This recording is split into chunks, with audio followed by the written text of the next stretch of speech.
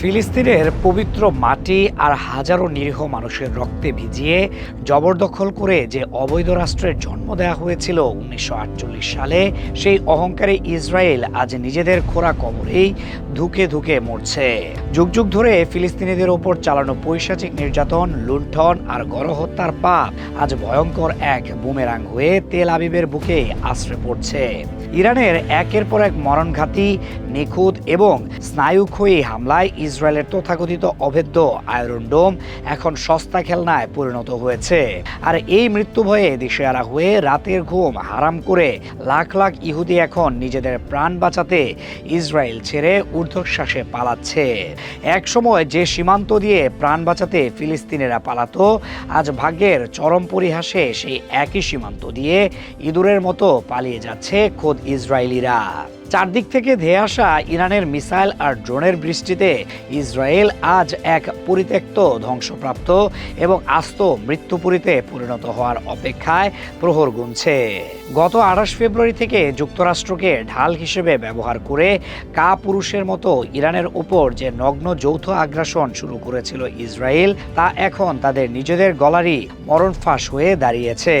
এই ভয়াবহ হামলায় ইরানের সর্বোচ্চ নেতা আয়াতুল্লাহ আলী খামেনি সহ অনেক সামরিক ও সরকারি উচ্চপদস্থ কর্মকর্তা শহীদ হয়েছেন।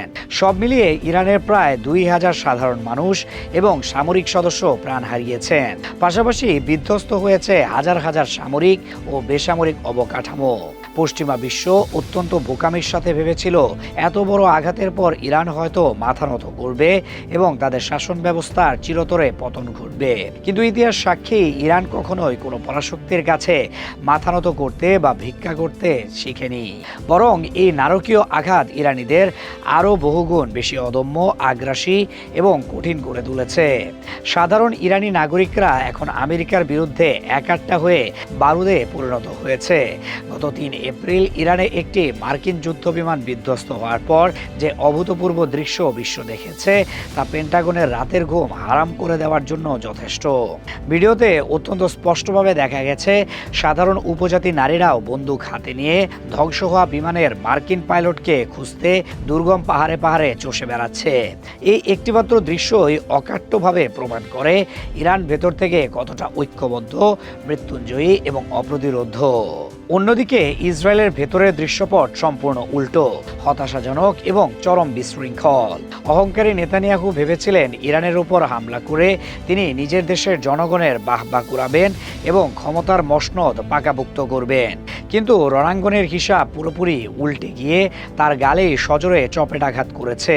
ইরানের মুহুর্মুহু এবং শ্বাসরুদ্ধকর পাল্টা হামলার কারণে পুরো ইসরায়েল এখন এক খোলা কারাগারে পরিণত হয়েছে। ইসরায়েলের রাস্তায় রাস্তায় এখন সরকার বিরোধী আন্দোলনের দাবানল দাউ দাউ করে জ্বলছে। প্রধানমন্ত্রী বেনিয়ামিন নেতানিয়াহুর পদত্যাগ এবং যুদ্ধ বন্ধের দাবিতে ইসরায়েলিরা এখন মরিয়া হয়ে রাস্তায় নামছে। সর্বশেষ গত ৪ এপ্রিল যুদ্ধবিরোধী ব্যানার হাতে নিয়ে তেল আবিবের রাজপথে শত শত ইসরায়েলি বিক্ষোভ করেছে। কড়া সামরিক বিধিনিষেধ এবং গণজমায়েতের নিষেধাজ্ঞা থাকা সত্ত্বেও তারা একটি কেন্দ্রীয় চত্বরে জড়ো হয়ে অত্যন্ত ক্ষুব্ধ কণ্ঠে স্লোগান দেয়। তাদের হাতে থাকা প্লেকার্ডগুলোতে স্পষ্ট লেখা ছিল, বোমা নয়, আলোচনা করুন, এই অন্তহীন যুদ্ধ বন্ধ করুন। ইসরায়েলি ফিলিস্তিনি তৃণমূল গোষ্ঠী স্ট্যান্ডিং টুগেদার এর সহপরিচালক অ্যালন লি গ্রিন এই বিক্ষোভ থেকে কড়া বার্তা দিয়েছেন। তিনি অত্যন্ত ক্ষোভ প্রকাশ করে বলেন, তারা কেবল ইরান, লেবানন ও গাজায় চলমান যুদ্ধই বন্ধ করতে চান না, বরং পশ্চিম তীরে চালানো পরিকল্পিত আক্রমণ ও গণহত্যারও চিরতরে অবসান চান। তিনি অত্যন্ত হতাশার সাথে জানান, ইসরায়েল রাষ্ট্রটি সবসময়ই কোনো না কোনো রক্তক্ষয়ী যুদ্ধে লিপ্ত থাকে এবং সাধারণ মানুষকে কখনোই স্বাধীনভাবে কথা বলতে দেয়া হয় না।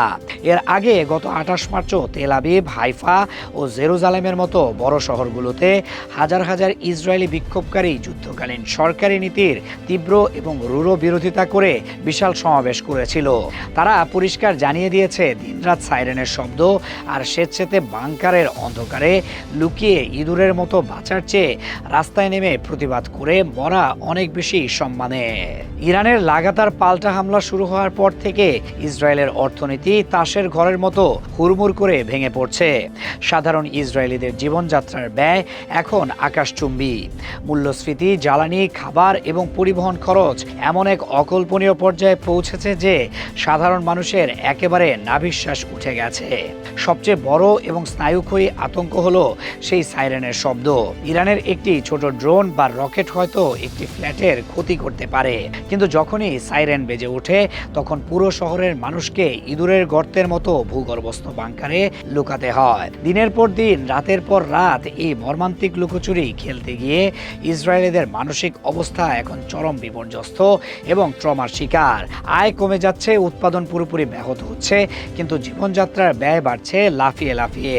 এই যুদ্ধ চালাতে গিয়ে ইসরায়েলকে প্রতি সপ্তাহে 3 বিলিয়ন বা 300 কোটি ডলারের বেশি অর্থ পানিতে ভাসাতে হচ্ছে, যা তাদের সামগ্রিক অর্থনীতিতে এক ভয়াবহ ধস নামিয়েছে এবং তাদের মুদ্রার মানকে একেবারে খাদের তলানিতে নিয়ে গেছে।